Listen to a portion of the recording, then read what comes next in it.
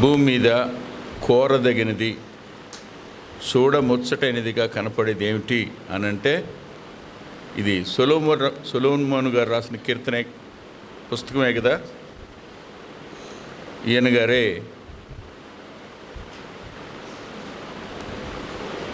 127వ కీర్తన రాశాడు. అక్కడ ఇంటిని గురించి రాయడం మొదలుపెట్టాడు. వ్యర్థం అంటూ ప్రారంభించాడు. వ్యర్థం అంటూ ప్రారంభించిన ఈయనే ప్రసంగి గ్రంథంలో కోరదగిందిగాను చూడముచ్చటైంది కానీ కనపడింది ఏమిటి అనంటే, తనకు నియమించిన ఆయుష్కాల దినములన్నీ ఒకడు అన్నపానములు పుచ్చుకొనుచు తన కష్టార్జితం వల్ల క్షేమముగా బ్రతుకుటే ఇదే వానికి భాగ్యం. బిల్డింగ్లు ఉన్నా లేకపోయినా, కార్లు ఉన్నా లేకపోయినా, స్థాయి ఉన్నా లేకపోయినా,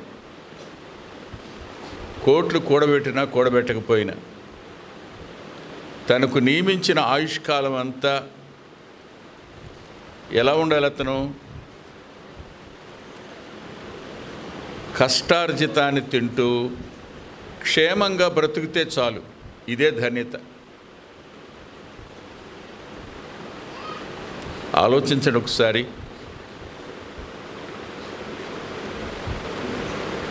గత దినాలని జ్ఞాపకం చేసుకోండి. దేవుడు భార్యాభర్తలుగా జతపరిచిన నాటి నుంచి నేటి వరకు ఇది చూడముచ్చటైనదిగా మన కుటుంబం ఉందా? దేవుడు కోరదగిన కుటుంబంగా మన కుటుంబం ఉందా? క్షేమంగానే బతుకుతున్నామా? ఇది మనం వేసుకోవాల్సిన ప్రశ్నలు. ఎందుకు కుటుంబాల లోపల నెమ్మది ఉండదు? ఎందుకు కుటుంబాల లోపల కలహాలు ఉంటాయి? ఎందుకు కుటుంబాల లోపల తగాదాలు ఉంటాయి? కారణాలు ఏమిటి? ఇప్పుడు కాగితాలు తీసుకుని రాసుకుంటున్న వాళ్ళు ఉన్నారు కదా, వాళ్ళు మీరు ఇదివరకు మా మొదటి దినాల్లో గోడల మీద త్రికోణం వేసేవాళ్ళు. దేనికి? కుటుంబ నియంత్రణ. గుర్తేంటి? ఎర్ర త్రికోణం కదా. మీరు ఒక త్రికోణానికి గీయండి ఇప్పుడు మీ కాగితం మీద. చిన్నది గీసినా పెద్దది గీసినా గీశాక పై కోణం దగ్గర మత్తయి సువార్త 19వ అధ్యాయం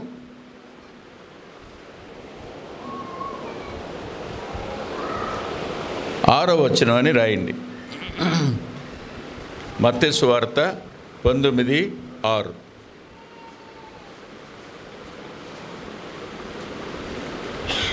వచనం ఏమని రాస్తుంది? అందరికీ తెలుసు కదా. దేవుడు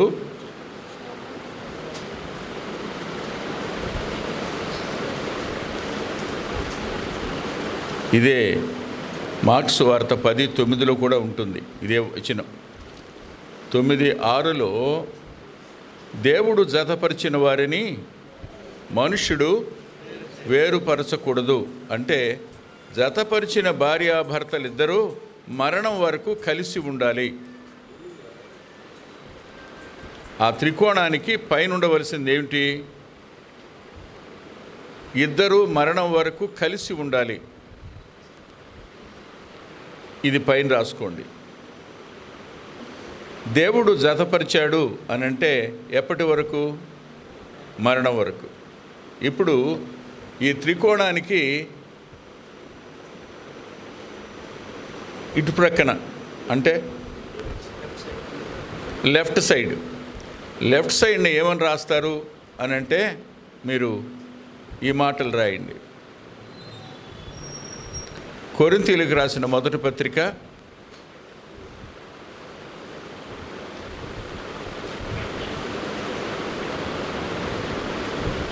7వ అధ్యాయం 33, 34 వచనాలు రాయండి. త్రికోణానికి ఎడమ కోణం దగ్గర కింద కొరింథీయులకు రాసిన మొదటి పత్రిక 7వ అధ్యాయం 33, 34 రాయండి. 33లో ఏముంటుందంటే, భార్య తన భర్తను ఎలాగూ సంతోషపెట్టాలని ఆలోచిస్తుందని ఉంటుంది. 34లో భర్త తన భార్యను ఎలా సంతోషపెట్టాలి అని అనుకుంటాడని రాసి ఉంటుంది. పైనేమో దేవుని యొక్క నియామకం, ఇటుపక్క ఏముంది?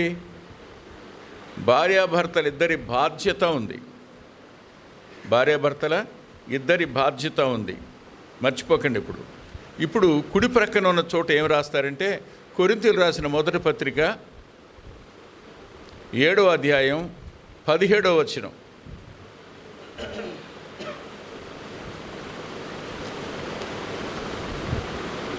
అక్కడే ఉంటుందో తెలుసా?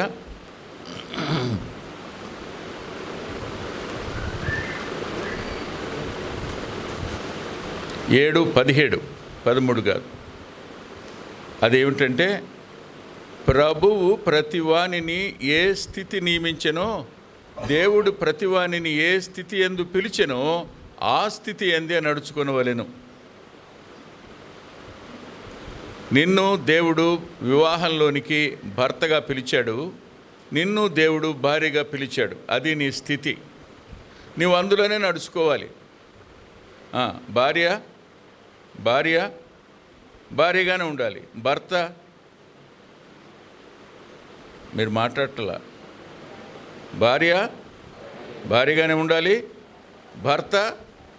భర్తగానే ఉండాలి. అలా ఉంటే దేవుడు సంతోషిస్తాడు.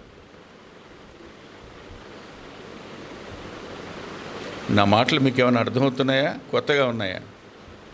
అర్థమవుతున్నాయి కదా. పైనేమో జీవితకాలం కొనసాగాలి అన్నది పైన, ఇటు ప్రక్కన భర్త భార్యను సంతోషపెట్టాలి, భార్య భర్తని, అది వారి బాధ్యత. ఇక్కడ ఇద్దరూ కలిసి దేవుని సంతోషపరచాలి. ఎలాగూ? మీ స్థానంలో మీరుండి. ఇవాళ కుటుంబాలలో ఉన్న దౌర్భాగ్యకరమైన పరిస్థితి ఏమిటంటే, భార్య స్థానంలోనికి భర్త స్థానంలోకి భార్య వచ్చేశారు.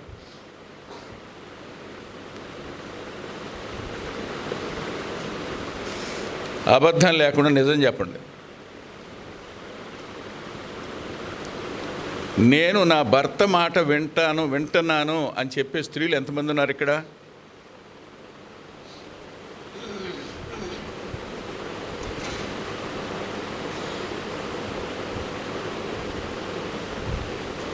నా భర్త ఏం చెప్తే అది చేస్తాను అనే స్త్రీలు ఎంతమంది ఉన్నారు ఇక్కడ?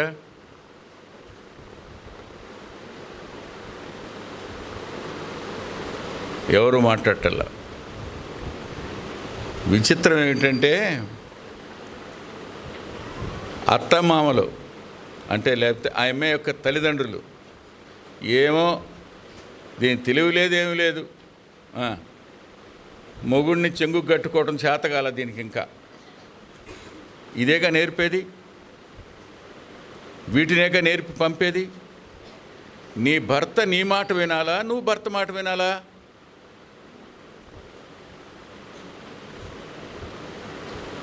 మాట్లాడలే, ఒక్కరు మాట్లాడలే.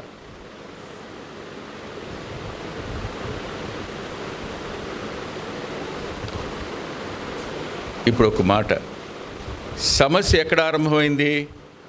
ఒకరిని ఒకరు సంతోషపరచుకోవడం అనే నియమం ఎగిరిపోయింది. కలిసే ఉంటున్నాం,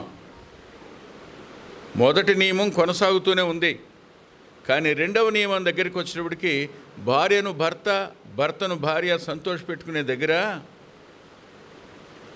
కాంప్రమైజేషన్ అనేది తీసేసుకోవాలి.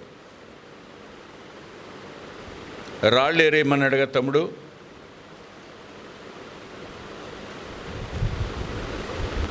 రోజు భార్య గొడవ చేస్తుంది అనుకోండి, భర్త ఏం చేస్తాడు? అక్కడి నుంచి లేచి వెళ్ళిపోతాడు.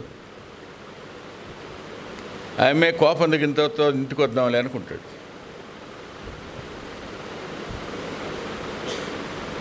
ఇంతకు సమస్యలు ఎలా వస్తాయి? సమస్యలను 2 రకాలుగా మనం విభాగించుకోవచ్చు. వెలుపల నుంచి లోపలికి వచ్చే సమస్యలు ఉంటాయి, లోపలే వచ్చే సమస్యలు ఉంటాయి. సమస్యలు 2 రకాలు. ఒకటి ఎక్స్టర్నల్, 2 ఇంటర్నల్.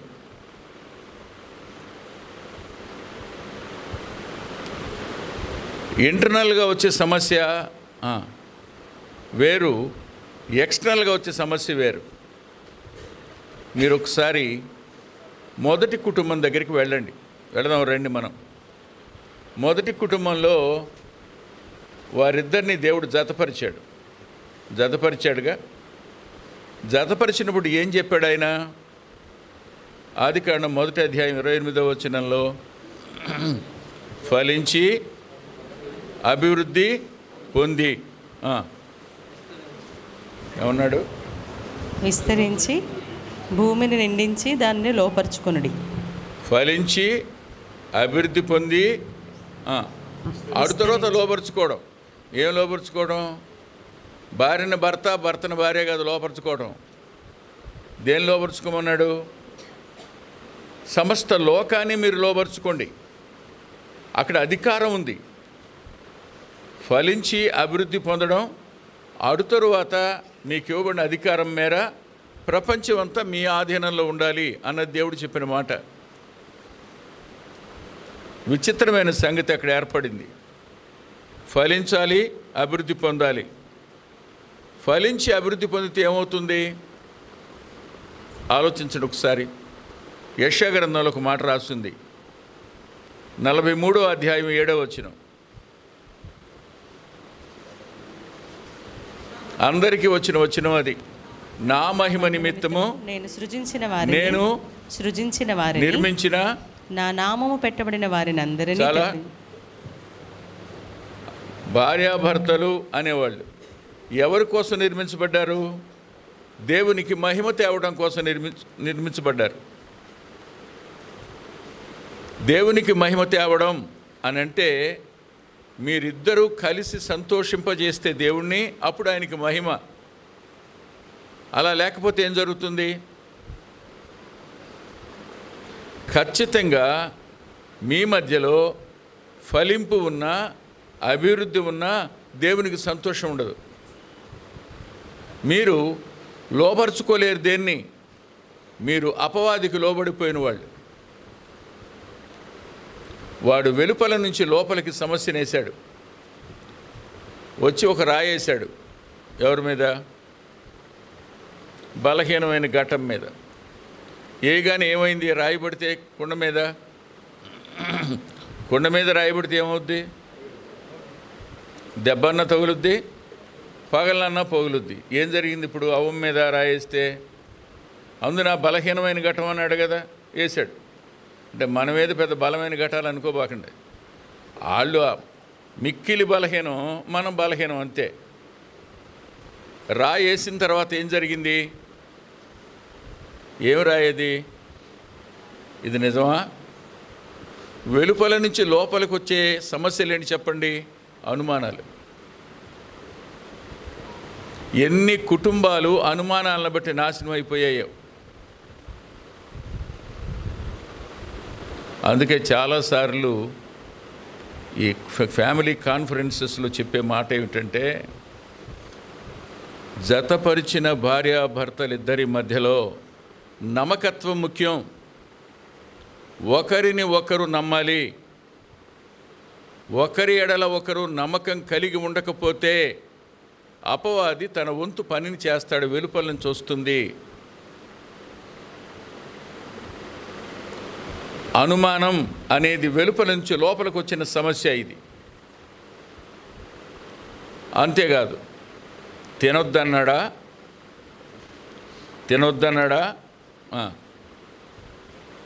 చెప్పండి. ఇన్ని తినమన్నవాడు తినొద్దన్నాడా అంటే ఏమొస్తుంది చెప్పండి? లోపలికి అసంతృప్తి, అనుమానం వచ్చింది. అదొక్కటే. అరే తినొద్దన్నాడు దాన్ని, భలేవడమ్మాయన అది తింటే ఎంత మంచిదో తెలుసా? అసంతృప్తిని వెత్తడం. వెలుపలి నుంచి లోపలికి అనుమానం పంపుతాడు వాడు. రెండవదిగా అసంతృప్తిని పంపుతాడు వాడు. అనేక కుటుంబాలలోనికి అనుమానాలు, అసంతృప్తులు అనేవి అవి చూడముచ్చటైనవిగా ఉండకుండా పోవడానికి గల కారణం, కోరదగినవిగా ఉండకుండా ఉండడానికి కారణం, దేవుణ్ణి సంతోషపరచకుండా ఉండడానికి గల కారణాలు ఇవి. ఇక్కడ కూర్చున్న బ్రదర్స్లో నా భార్య మీద నాకు ఇంత కూడా అసంతృప్తి లేదండి అన్నవాళ్ళు ఒక్కరు ఉన్నారా? ఒక్కరంటే ఒక్కరు.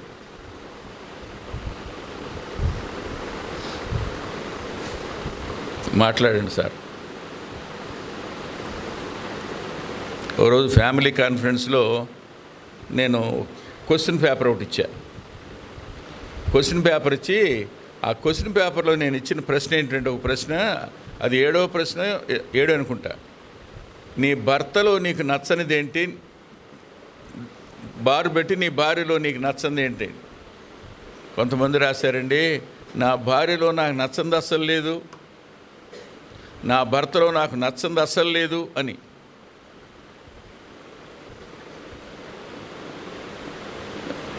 నేను ఆశ్చర్యపోయా, మరి వాళ్ళు ఎందుకు పోట్లాడుకుంటున్నారు నాకు అర్థం కాల. సరే, నా భార్య ఏం రాసిందో చూద్దాం అనుకున్నా. తీర్దును కదా, ఆయన కోపం వచ్చినప్పుడు మౌనంగా ఉంటాడు, అది నాకు నచ్చదంది. కోపం వచ్చినప్పుడు మౌనంగా ఉంటాడు, మాట్లాడ్డా ఆయన. అంటే ఏం చేయాలి నేను? పోట్లాడాలా? కొట్టాలా? మొట్టమొదటి చదివినప్పుడు కొంచెం అరికాలు మంట నన్నెత్తికి రావడం మొదలైంది. కానీ గదిలో ఉన్న అప్పుడు కాసేపు ప్రార్థన చేసుకుందని నా మనసు అనిపించింది, నేను తిట్టడం కొట్టడం కంటే నా మౌనం తను ఎక్కువ గాయపరుస్తుంది అనమాట. అంతేగా, లేదా మాట ఎందుకు రాస్తుంది? మరి నా భార్యలో నాకేం అసంతృప్తి లేదంటే ఖచ్చితంగా ఉంది. ఏంటి అసంతృప్తి చెప్పనా? చేసింది చేసినట్టే ఉంటుంది, రెస్ట్ తీసుకోదు. మా అమ్మేమో ఉదయం 6 గంటలకు లేస్తే 10 గంటలకు వంటగదిలో ఉండదు, బయటకు వచ్చేస్తుంది. ఏమి చెమటలు కక్కుకుంటా 3 అయినా 4 అయినా వంటగదిలోనే. ఆమె జీవితం వంటగదికి అంకితం. అంతేకాదు, నచ్చని ఇంకో మాట చెప్పనా, ప్రతిరోజు కడగాలండి ఇల్లు.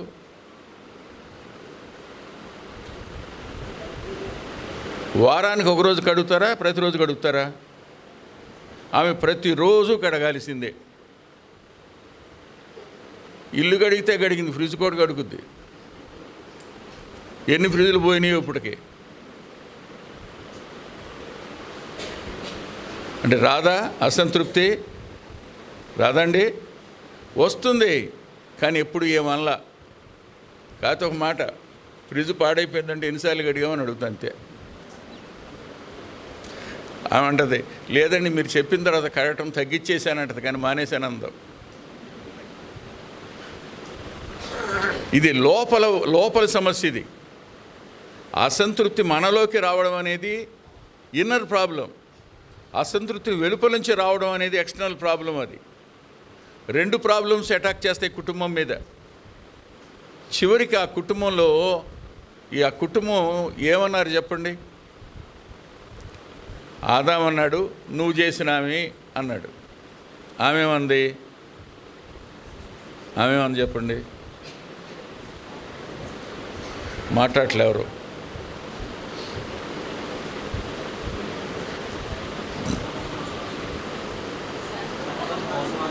ఆ సర్పం మోసం చేసింది అంది. నేను మోసపోయాను అలా అంటదా? ఆడవాళ్ళలో ఉన్న అద్భుతమైన లక్షణం, మగవాళ్ళలో ఉన్న అద్భుతమైన లక్షణం ఇది. ఒకరి మీద ఒకరు పెట్టుకుంటారు. ఆమెమో ఈయనేమో ఆమె మీద పెట్టాడేమో, ఆమెమో అపవాదం మీద పెట్టింది. అంతేనా? ఆడవాళ్ళు ఎక్కువసార్లు ఏమంటారు తెలుసు, అమ్మో వాడు సామాన్యుడు కాదమ్మా అంటారు. అపవాది ఎంత పని చేశాడు అనుకుంటున్నారు మీరు? అసలు ఆడి మాట నిన్ను ఎవడేనమన్నాడు? వాడికి ఎవడు లోపడమన్నాడు? వాని మాటకు చెవివాడు ఏమన్నాడు నిన్ను? జ్ఞాపకం పెట్టుకోండి, కుటుంబం చూడముచ్చటైనదిగాను కోరదగినదిగాను క్షేమకరంగాను ఉండవలసి ఉండగా కలిసి నివసిస్తూనే ఉన్నాం. కానీ ఒకరిని ఒకరు సంతోషపరచుకోవాలనే లక్ష్యం దగ్గర వీఆర్ ఎట్ ఫెయిల్యూర్. ఒక ఆయనే బతికినంతకాలం భార్యకి సంతోషపరచడం ఆయన పని, బ్రతికినంతకాలం భర్తను సంతోషపెట్టమే పని. అంతేగాని పాపం ఆ ఇంట్లో భార్యకు సంతోషం ఉంటే భర్తకు సంతోషం ఉండదు, భర్తకు సంతోషం ఉంటే భార్యకు సంతోషం ఉండదు. అంతేగా, ఇద్దరూ కలిసి సంతోషించే సందర్భాలు ఎక్కడున్నాయి? పెండ్లయింది కదా, ఒకరినొకరు సంతోషపెట్టుకోవాలని ఆలోచిస్తారని లేఖనం చెబుతుంది కదా.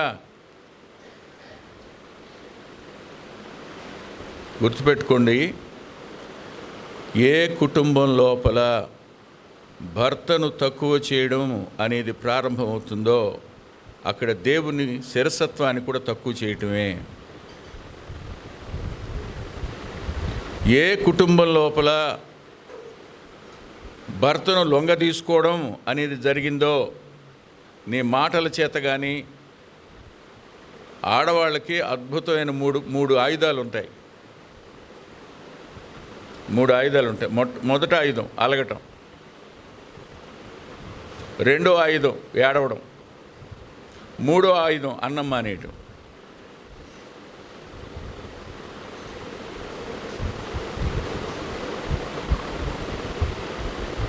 కాదా? తప్పేమైనా మాట్లాడానమ్మా? లేదుగా. పోన్లేండి, ఒప్పుకున్నారు మా తల్లులు, సంతోషం. ఎందుకు ఇవన్నీ? నీ భర్త నువ్వు చెప్పినట్టు వినటానికి. నాలుగో ఆయుధం, ఇంకా అబ్బా వాళ్ళు సణుగుతారండి, చెవులు మూసుకోవాల్సిందే. అది అద్భుతమైన నాలుగో ఆయుధం, సనగడం. అరే రేవు వంటగదిలో సనగడమే, పడకటింట్లో సనగడమే, ఎక్కడికి వెళ్ళినా సణుగుడే సణుగుడు. ఏం సణుక్కుంటుంది? వినపడదు. అది వినపడకుండా ఉండదు, అర్థం కాదు. సంతోషపెడుతున్నట్ట, బాధ పెడుతున్నట్ట? ఇది ఆధారం చేసుకుని భార్యని చితక్కొట్టే భర్తలు కూడా ఉన్నారు. వాళ్ళకి 2 నమస్కారాలు. మీరు భర్త స్థానంలో భర్తని, భార్య స్థానంలో భార్యని దేవుడు నియమిస్తే వారి స్థానాలు మార్చుకోవడం అనేది జరుగుతూ ఉంటుంది. ఒక ఆయన ఇలా అన్నాడు, ఏం చేయను బ్రదరు, చేయగలిగింది ఏం లేదు, ఇంకేదైనా ఆమె మాట వింటమే. ఆమె మాట వింటే గొడవ ఉండదు, పాడు ఉండదు. ఎందుకు వచ్చింది తిప్పలు చెప్పండి? ఆమె మాట వింటాయిక. ఆమె ఏం చేసినా ఎస్ అంట, ఆమె ఏం చెప్పినా ఎస్ఏ. జాగ్రత్త. నువ్వు ఇవాళ నీ భర్తని లొంగ తీసుకోవడం అనేది నువ్వు చేసావు అని అంటే, నీవు దేవుని చూస్తున్న నీ ఇంటిని కోరదగింది కానీ, చూడముచ్చటైనదిగా కానీ, క్షేమకరంగా కానీ ఉండకుండా చేస్తున్న దానివి నువ్వే. కాదని చెప్పగలరా మీరు? ఇది మొదటి కుటుంబం. ఇంకా రెండో కుటుంబం దగ్గరికి రండి. రెండో కుటుంబం ఎవరిది? అబ్రహాం గారిది. అవునా? కొన్నిసార్లు ఆడవారికి భలే అద్భుతమైన ఏమనాలి, ఒక పేరు పెట్టాలి దానికి. ఏం పేరు పెట్టచ్చు శేఖరయ్య? క్రియేటివిటీ, సృజనాత్మకత ఉంటుంది. ఆమెకి ఎలా సృజనాత్మకత వచ్చిందో చూడండి ఒకసారి.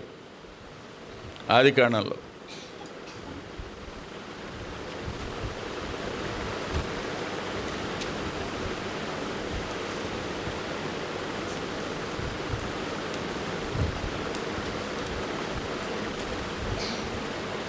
పదహారో అధ్యాయం 2వ వచనం. కాగా శారాయి, ఇదిగో నేను పిల్లలు కనకుండా యెహోవా చేసి ఉన్నాడు. నీవు దయచేసి నా దాసితో పొమ్ము, ఒకవేళ ఆమె వల్ల నాకు సంతానము కలుగునని అబ్రహాముతో చెప్పాను. అబ్రహాము సరే ఈ మాట వినెను. 15వ అధ్యాయం అంతా దేవుని మాట విన్నాడు పాపం. 15వ అధ్యాయం అంతా దేవుని మాట విన్నాడు. మామూలుగా వినలా దేవుని మాట. ఈయన కూడా పిల్లల గురించి బాధపడుతూనే ఉన్నాడు. 15వ అధ్యాయం ఆరంభం. పిల్లల గురించి దుఃఖపడ్డాడు, బాధపడ్డాడు, చాలా ఇబ్బంది పడ్డాడు. దేవుడే వచ్చి మాట్లాడాడు. ఎవరితో? అబ్రహాం గారితో మాట్లాడి, అబ్బాయి నీకెందుకు, నువ్వు ఆ పెదదాసుడిని దత్తత తీసుకోవద్దు, నీ గర్భాన్ని పుట్టేవాడే నీకు వారసుడవుతాడు, ఆకాశ నక్షత్రాలు చూడు, అంతేకాదు నీ గురించి నేను చెప్తున్నాను విను, నువ్వు ఎప్పుడు చచ్చిపోతావు కూడా చెప్తున్నా, మంచి వృద్ధాప్యంలో చచ్చిపోతావు. అంటే నువ్వేమి ఇవాళ పిల్లల కోసం ఆలోచిస్తున్నావు, నాకు నీ భవిష్యత్తు అంతా తెలుసు, అంతేకాదు ఆడు తరువాత నీ పిల్లలు 430 సంవత్సరాలు ఐగుప్తులో ఉంటారా, అది కూడా నాకు తెలుసయ్యా, నీ చరిత్ర అంతా నాకు తెలుసు, నా కళ్ళ ముందు కనపడుతుంది, నువ్వు ఎందుకు బాధపడతావు అని చెప్పాడు. దేవుడు ఇంత చెప్పాడుగా, చెప్పకుండా ఉంటాడు శారమ్మకే. వచ్చిన తిప్పలేంటంటే దేవుడు ఈ వాగ్దానం చేశాడు, ఆ వాగ్దానం చేశాడని భర్తలు భార్యలు చెప్తుంటారు. అయ్యేవి నెరవేరం వెంటనే. నెరవేరకపోయేటప్పటికి ఏమంటారు వాళ్ళు? షార్ట్ కట్ మెథడ్ని ఆలోచిస్తూ ఉంటారు. ఆ వాళ్ళలో క్రియేటివిటీ వస్తుంది. ఇటు చేస్తే నెరవేరద్దేమోనండి, నిన్ను మిక్కిలి హెచ్చించేదను అనగానే, అవును మీరు వార్డు కౌన్సిల్కి నిలబడకూడదు అంటదనమాట ఆవిడ. అందరూ అడుగుతున్నారు కదా, వార్డు కౌన్సిల్గా నిలబడవచ్చుగా, దేవుడు నిలబడమన్నాడా? వాగ్దానం ఆధారం చేసుకుని ఏం చేసింది ఆవిడ? సృజనాత్మకమైన ఆలోచన చెప్పింది. అంతేకాదు ఇంకా నేను నిన్ను అభివృద్ధి పొందించేదను, నీ సరిహద్దులు విశాలపరిచేదను అన్నప్పుడు, ఏమండి దేవుడు మనకు బాగా డబ్బులు ఇస్తాడేమో, ఈ మధ్యకాలంలో షేర్లు కొనటం బిజినెస్ చాలా బాగుందంట, ఈ డబ్బులు అందులో పెడదామా అంటది. అన్నవాళ్ళు లేరా?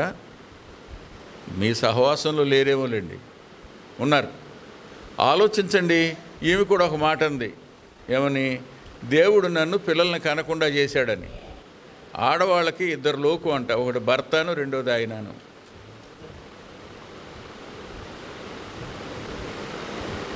ఆలోచించండి ఒకసారి. ఇప్పుడు సమస్య ఎక్కడ ప్రారంభమైంది? ఇంట్లోనే ప్రారంభమైంది, అవునా? ఈ సమస్య ఎక్కడి దాకా వెళ్ళింది అంటే అబ్రహాము ఏడ్చేదాకా వెళ్ళింది. విశ్వాసుల తండ్రిని శారమ్మ ఏడ్పించింది. యజమానుడని లోబడిన ఆమె భర్తను ఏడ్పించిన స్త్రీ అయింది. ఇష్మాయిల్ను బట్టి అబ్రహాము బహుగా దుఃఖించినని రాస్తుంది లేఖనంలో. దేవుడు కూడా అన్నాడు, ఆమె మాటే విను అన్నాడు, పంపించేయమందగా. ఎందుకని? నన్ను అడిగి చేసావు నువ్వేమైనా? కొన్నిసార్లు అటు దేవుని చేత చెంపదెబ్బ భర్త తినాలి, అంటే భర్తను కొడతారా అంటారా? బాబు కొట్టేవాళ్ళు కూడా కనపడ్డారండి బాబు.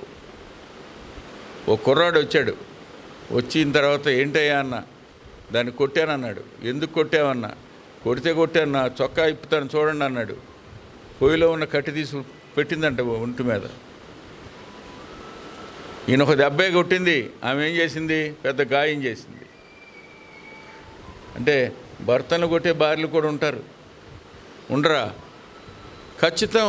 భర్తని బాధ పెట్టే భార్యలు ఉంటారు, భర్తలను ఏడిపించే భార్యలు ఉంటారు, భర్తను కొట్టే భార్యలు ఉంటారు. అందుకనే కదా BBC అనే పేరు వచ్చింది, భార్యాభర్తల సంఘం అని. దానికి రాష్ట్ర ప్రెసిడెంట్ ఉన్నాడు, దేశ ప్రెసిడెంట్ కూడా ఉన్నాడట. క్రైస్తవ కుటుంబాలు అవి చూడముచ్చటైనవి గాను, కోరదగినవి గాను, క్షేమకరంగానూ ఉండకపోవడానికి గల కారణాలు ఏమిటి అనంటే, లోపల వచ్చిన సమస్య ఇది, బయట సమస్య కాదు, లోపల సమస్య ఇవి. ఇంకా మూడో కుటుంబం దగ్గరికి రండి. ఎవరిది మూడో కుటుంబం? ఇస్సాకుది కదా. ఇస్సాకు కుటుంబంలో జరిగింది ఏమిటి?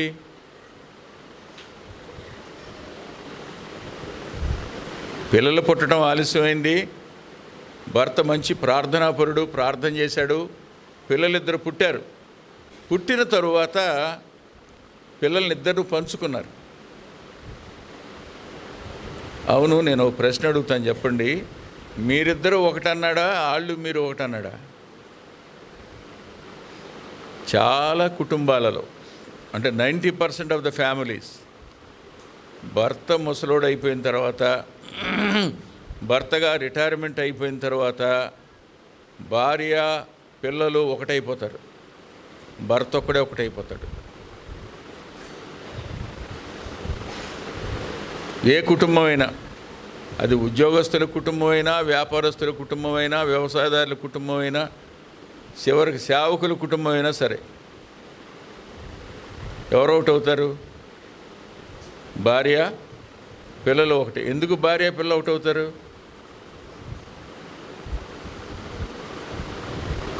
చెప్పి చూడండి, ఏదైనా ఒక ఆన్సర్ చెప్పండి మీరు.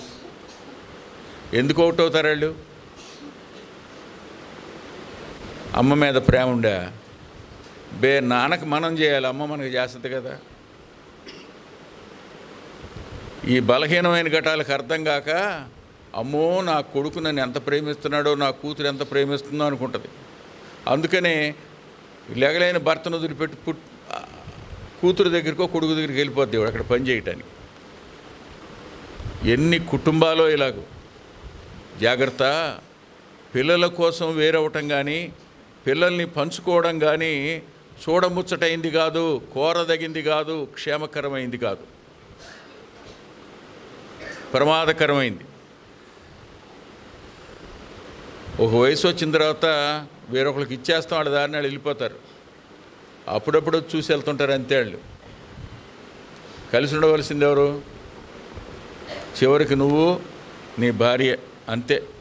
ఇంకెవరు ఉండరు. అమ్మో నా కొడుకు ఎంత మంచోడో, నా కూతురు ఎంత చక్కందో మంచిదో అనుకుంటే కుదరదు. ఎవరి దారి వాళ్ళదు బాబు. మర్చిపోకండి. సమస్యలు లోపల వస్తాయి, బయట నుంచి లోపలికి వచ్చే సమస్యలు ఉంటాయి, లోపల పుట్టే సమస్యలు ఉంటాయి. ఈ సమస్యలన్నిటి వద్ద మనం చేయవలసినటువంటి పరిష్కారం ఏమిటి? అసలు ఏం చేయాలి? సమస్యలని మళ్ళా మనం కొన్ని విధాలుగా విభాగిద్దాం. మూడు విధాలుగా సమస్యలు విభాగించుకుందాం. మొదటి సమస్య ఏమిటంటే, అవి ఫిజికల్ ప్రాబ్లమ్స్, భౌతిక సంబంధమైన సమస్యలు.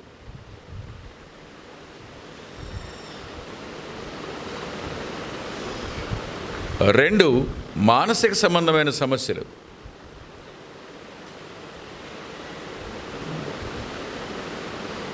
మూడవది ఆర్థికపరమైన సమస్యలు. ఈ మూడు సమస్యలు లేని కుటుంబాలు ఉండవు. ఇక్కడ భౌతిక సంబంధమైన సమస్యలు అన్నప్పుడు అనారోగ్యం కానివ్వండి, బాధ్యత నెరవేర్చలేకపోవడం కానివ్వండి, ఇవన్నీ అందులోకి వస్తాయి. వాటి గురించి రేపు చెప్పుకుందాం. సైకలాజికల్ ప్రాబ్లమ్స్ ఉంటాయి. ఈ సైకలాజికల్ ప్రాబ్లమ్స్లో మీరు నన్ను తిట్టుకోనంటే ఒక మాట చెప్తాను. ఏ భర్త ఏ భార్య అయినా జిరాక్స్ కాపీలేం గారు.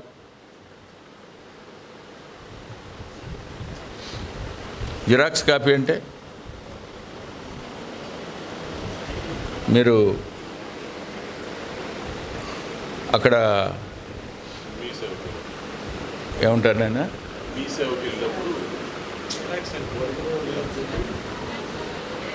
మీ సర్టిఫికెట్ తీసుకెళ్ళి ఏం చేయిస్తారు? జిరాక్స్ తీపిస్తారు.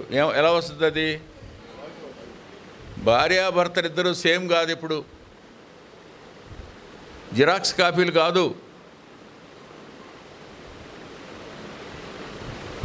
ఇద్దరిలో ఒకే అభిరుచి ఉందని కానీ, ఇద్దరిలో ఒకే కోరికలు ఉన్నాయని కానీ, ఇద్దరిలో ఒకే అలవాట్లు ఉన్నాయని కానీ, ఇద్దరిలో ఒకే లక్ష్యం ఉందని కానీ, ఇద్దరిలో ఉన్నటువంటి క్యాపబిలిటీస్ సామర్థ్యాలు ఒకే విధంగా ఉన్నాయని ఎప్పుడు భ్రమపడకండి. ఉండవు. కొన్ని విషయాల్లో భర్తకు అధికమైన సామర్థ్యం ఉండొచ్చు, కొన్ని విషయాల్లో భార్యకు అధికమైన సామర్థ్యత ఉండొచ్చు. నేను ఒక రహస్యం చెప్తా. ఇప్పటి వరకు నా కుటుంబంలో క్షేమం ఉంది అని అంటే ఒకటే కారణం, నా భార్య సహించటమే. ఇక్కడ కూర్చున్న వాళ్ళలో నాకు ఉన్నంత కోపం ఎవరికి ఉండదు.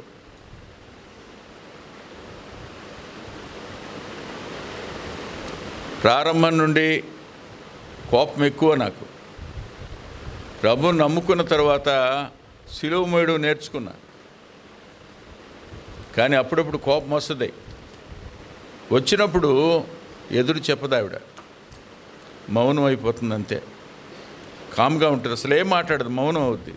కాసేపటికి నేనే రియలైజ్ అవుతా తొందరపడ్డానేమోనని. జ్ఞాపకం పెట్టుకోండి, ఘర్షణ అనేది లోపలికి వస్తుంది. అది ఫిజికల్ ప్రాబ్లం వల్ల అయినా రావచ్చు, సైకలాజికల్ మానసికమైన సమస్యల వల్ల అయినా రావచ్చు, ఆర్థికపరమైన సమస్యల వల్ల అయినా ఘర్షణ రావచ్చు కుటుంబంలోనికి. ఘర్షణలు అనేవి కుటుంబం లోపలికి ఎప్పుడు ప్రవేశపెట్టడానికి అపవాది ప్రయత్నం చేస్తూనే ఉంటాడు. వాడి పని అది. ఎందుకో చెప్పిన, కుటుంబాన్ని పాడు చేశాడా సంఘాన్ని పాడు చేయొచ్చు, సంఘాన్ని పాడు చేశాడా దేశాన్ని పాడు చేయొచ్చు. కుటుంబం అనేది వాడి మెయిన్ టార్గెట్. కుటుంబాన్ని వాడు ఎప్పుడు లక్ష్యంగా చేసుకుని పోరాడతాడు. నీతో పోరాడు, నీ కుటుంబంతో పోరాడతాడు. ఈ పోరాటం దగ్గర మనం ఆయన ఇద్దరిని జతపరిచాడు కదూ. ఇద్దరినేనా? ప్రభు మాట అన్నారు. ఎక్కడ ఇద్దరు?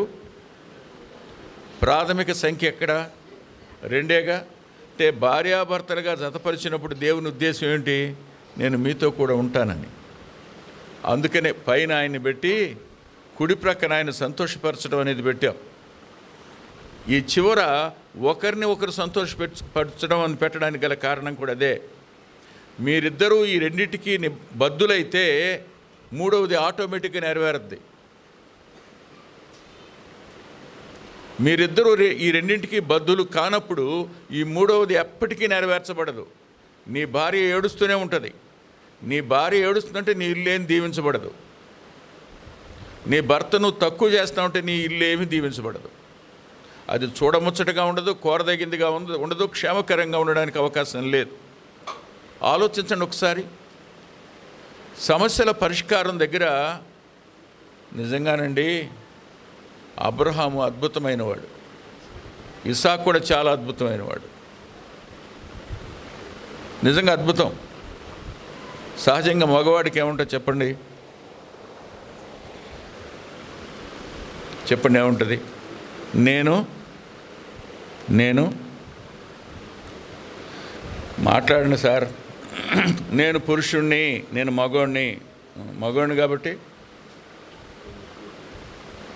నేనేం చేసినా రైటే అవుద్దా? కాదుగా. ఆ రోజు శారమ్మ అబ్రహాం గారిని ఒక మాట అంది, నా ఉసురు నీకు తగులుద్దంది. నా ఉసురు నీకు తగులుతుందంది. ఆయన ఏమన్నాడో తెలుసా? అమ్మ, నీ దాసి నీ చేతుల్లోనుందమ్మ, తీసుకెళ్ళన్నాడు. నువ్వు నా భారీగా చూస్తున్నావు, నేను నీ దాసిగానే చూస్తున్నా.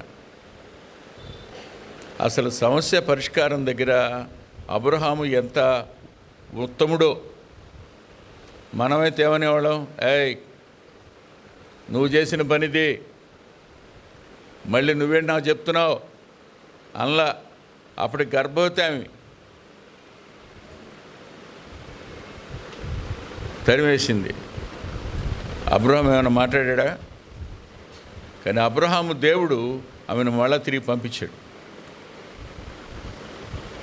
బిడ్డను కనేటంతవరకు ఇక్కడే ఉంచాడు.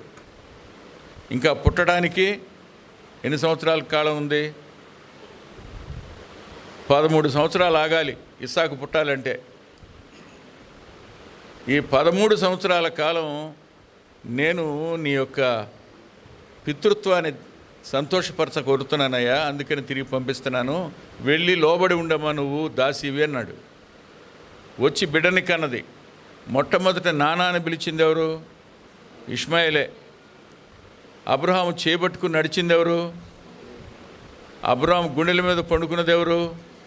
ఇష్మాయిలే. 13 సంవత్సరాల కాలం ఆ ఇంట్లో పసిపిల్లల నవ్వు కానీ, నడక కానీ, తప్పటడుగులు కానీ అన్నీ జరిగినాయి. దేవుడు ఏం చేస్తాడు చెప్పండి?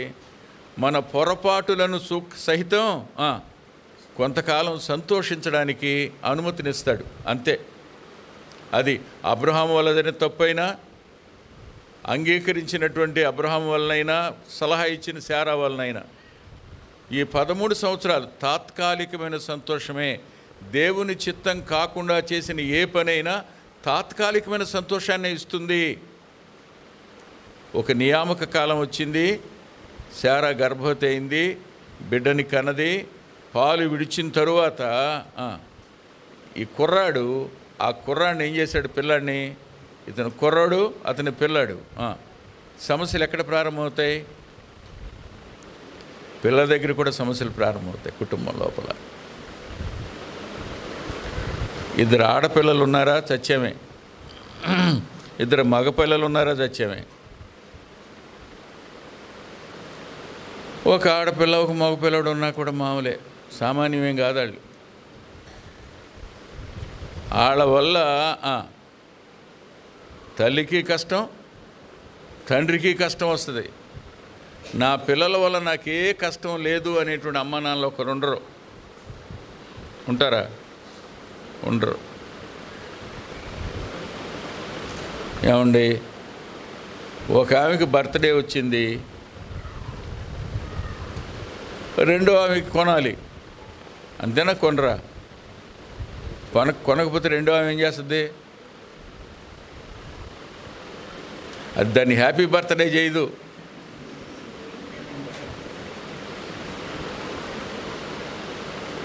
రాదా? పిల్లల మధ్యలో సమస్యలకు కారణం ఫిజికల్గా పిల్లలు అవుతారు కొన్నిసార్లు, ఖచ్చితం ఇది. కానీ ఏ కుటుంబం లోపల కుటుంబ ప్రార్థన ఉంటుందో, ఏ కుటుంబం లోపల కుటుంబాలు పిల్లలతో కలిసి వాక్యం చదువుతూ, పాట పాడుకుంటూ, కలిసి ప్రార్థన చేసుకుంటూ ఉంటారో, ఆ కుటుంబాలలో సమస్య వచ్చినా కొద్దిసేపు ఉంటుంది, మబ్బు విడిపోయినట్టు, మంచు తొలగిపోయినట్టు సమస్యలు పక్కకి వెళ్ళిపోతాయి. బలిపీఠం లేనటువంటి కుటుంబాలలో సమస్యలు నిలిచి ఉంటాయి. సందేహమే లేదు, ఏమీ సందేహపడద్దు. ఆలోచించండి ఒకసారి. ఇప్పుడు పిల్లల వల్ల సమస్య. ఇస్సాకు ఇంటిలో పిల్లల్నిద్దరినీ పంచుకున్నారు. భార్య ఏమో చిన్నతన్ని, భర్త ఏమో పెద్దతన్ని. కారణం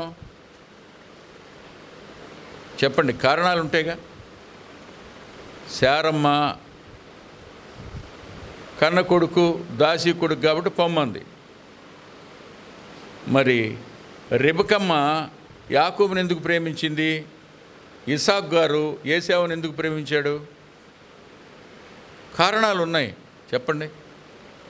తండ్రికి ఎక్స్ట్రా వర్డ్స్ అంటే ఇష్టం, తల్లికి ఇంట్రావర్డ్స్ అంటే ఇష్టం. మీకు అర్థమైంది నా మాట? సైకాలజీలో 2 ఉంటారు. బయటకు వెళ్ళేవాళ్ళు, కబడ్డీ ఆడేవాళ్ళు, గోడలు దూకేవాళ్ళు, జామ చెట్లు ఎక్కి కాయలు కోసుకొచ్చేవాళ్ళు ఉంటారు కొంతమంది. వాళ్ళు ఎక్స్ట్రావర్ట్లు. ఇంట్లోంచి బయటికి రారు వీళ్ళు. కొంతమంది ఇంట్లోనే ఉంటారు, అమ్మ వెనకాలే ఉంటారు. అవునా? వీళ్ళు చెస్ ఆడతారు, వీళ్ళు క్యారమ్ బోర్డు ఆడతారు. లోపల వీళ్ళు ఆటలన్నీ. వీళ్ళు ఇంట్రావర్ట్లు, పైకి చెప్పుకోలేరు. ఆడైతే నోరేసుకుని పడతాడు, వీడు మాత్రం మౌనంగా ఉంటాడు. వీడినేమో ఇంట్రావర్ట్ అంటాం, వాడు ఎక్స్ట్రావర్ట్ అంటాం. యాకోబేమో ఇంట్రావర్టు, ఏశావేమో ఎక్స్ట్రావర్టు. తండ్రికి ఎవడంటే ఇష్టం? కర్ర తీసుకునేవాడంటే ఇష్టం, కానీ సౌమ్యుడు అంటే ఇష్టపడతాడా? అంతేకాకుండా దేవుడు అన్నాడు, పెద్దవాడు చిన్నవాడికి దాసుడవుతాడు అన్నాడు. ఎప్పుడు చిన్నవాడికి దాసుడవుతాడు అన్నాడో పాపం ఇస్సాకు మనసంతా బాధపడింది. ఎందుకని? పెద్దోడు కూడా చిన్నోడితో సమానంగా ఉండాలని. ఇద్దరూ నాకు 2 కళ్ళు అనుకుంటాం కదా, అనుకుంటాం. అనుకుని ఇద్దరిని సమానంగా చూడాలని ప్రయత్నం చేస్తాం. చూడాలి, తప్పులేదు, చూడాలి. అది ఇస్సాకు చేయలేకపోయినాడు, అది రెబెక్కమ్మ కూడా చేయలేకపోయింది. తప్పుంది. ఎందుకని పంచేసుకున్నారు ఇద్దరు. ఈమె పంచుకోవడానికి గల కారణం దేవుడు చెప్పాడు, ఇతడు అతని కంటే గొప్పవాడవుతాడని. కడుపులో ఉండగానే చెప్పాడు. పెద్దవాడు చిన్నవాడికి దాసుడవుతాడని చెప్పాడు. అరే రే రే, ఏశావు యాకోబుకు దాసుడవడం ఏంటి? అందుకనే నేను ఆశీర్వదించి ఏశావుని గన్నుగా చేద్దాం, చిన్నోడితో సమానంగా చేద్దాం. దేవుని ఆశీర్వాదం చిన్నోడి మీద ఉంది కాబట్టి నా ఆశీర్వాదం పెద్దోడి మీద ఉంచుదామని అనుకున్నాడు. అంటే ఇద్దరి అంతరంగంలో ఇద్దరూ నాకు పుట్టిన వాళ్ళే, మేము అనుకుంటే కనలేదు, దేవుడే ఇచ్చాడు. వీళ్ళిద్దరిని దేవుని చిత్తంలో పెంచాలి అనే ఆలోచన కంటే మన ఇష్టంలో పెంచాలి అని అనుకున్నటువంటి ఆలోచన ఒక సమస్య. ఇప్పుడు భార్యాభర్తల మధ్యన సఖ్యత లేకపోవడానికి గల కారణం పిల్లలు. ఎన్నో కుటుంబాలలో భార్యాభర్తలిద్దరూ కలిసి ఉండలేకపోవడానికి కానీ, ఒక మాట మీద ఉండలేకపోవడానికి గల కారణం ఏంటంటే, ఇద్దరు కూతుళ్ళు ఉంటారు. పెద్ద కూతురు అంటే అమ్మకిష్టం, చిన్న కూతురు అంటే నాన్నకిష్టం. మీరు ఎందుకైనా చెప్పుకోండి, నేనేం చెప్పలేను. ఇష్టం. పెద్ద కూతురు అంటే అమ్మకిష్టం, చిన్న కూతురు అంటే. కానీ కొన్నేళ్లలో అది రివర్స్ అవుద్ది. కానీ ఇద్దరూ కలిసి ఇద్దరినీ సమానంగా ప్రేమించాలని ఎప్పుడు అనుకోరు. ఇద్దరికీ సమానమైన ప్రతిపత్తి వాళ్ళని ఎప్పుడు అనుకోరు. ఇద్దరినీ సమానంగా చూడాలని అనుకోరు. ఎందుకు అనుకోరు? చిన్నదానికి ఏం తక్కువ? బాగా చదువుకుంది, మంచి ఉద్యోగం వస్తుంది, పెద్దానికే దెబ్బ తగిలింది కాబట్టి మనం ఎవరి మీద జాలి పడదాం? ఇప్పుడు ఈ జాలి పడడం వీళ్ళిద్దరి మధ్యలోకి ఏమొస్తుంది? మాట్లాడండి, ఏమొస్తుంది? వాళ్ళిద్దరి మధ్యన కలహానికి తల్లిదండ్రులు కారణాలు కారా? కుటుంబం చూడముచ్చటగా ఉంటుందా? కోరదగిందిగా ఉంటుందా? క్షేమకరమైనదిగా ఉంటుందా? ఉండడానికి అవకాశం లేదు. గుర్తుపెట్టుకోండి, పక్షపాతం తీసేయండి, దేవుని చిత్తం కానిది తీసేయండి. మీ ఇంటిలో ప్రార్థనా వాతావరణం లేకపోవడం అనే దాన్ని మీరు ఎరాడికేట్ చేయండి. అంత మాత్రమే కాదు, భార్యాభర్తలు ఇద్దరూ బ్రతుకు కాలం కలిసి ఉండాలి, ఇద్దరూ కలిసి దేవుని సంతోషపెట్టాలి, ఒకరిని ఒకరు సంతోషపరచుకోవడం అనేది బాధ్యతగా స్వీకరించాలి. ఈ 3 ఎప్పుడైతే జరుగుతాయో ఆ ఇంటిలో క్షేమం ఉంటుంది, వాక్యానికి వాక్యాధికారానికి చోటు ఉంటుంది, పరిశుద్ధాత్మ దేవునికి పూర్తి స్వాతంత్రం, స్వేచ్ఛ ఆ ఇంట్లో ఉంటాయి. ఆ ఇల్లు ఖచ్చితంగా ఫలిస్తుంది, అభివృద్ధి పొందుతుంది. ప్రార్థన చేసుకుందాం.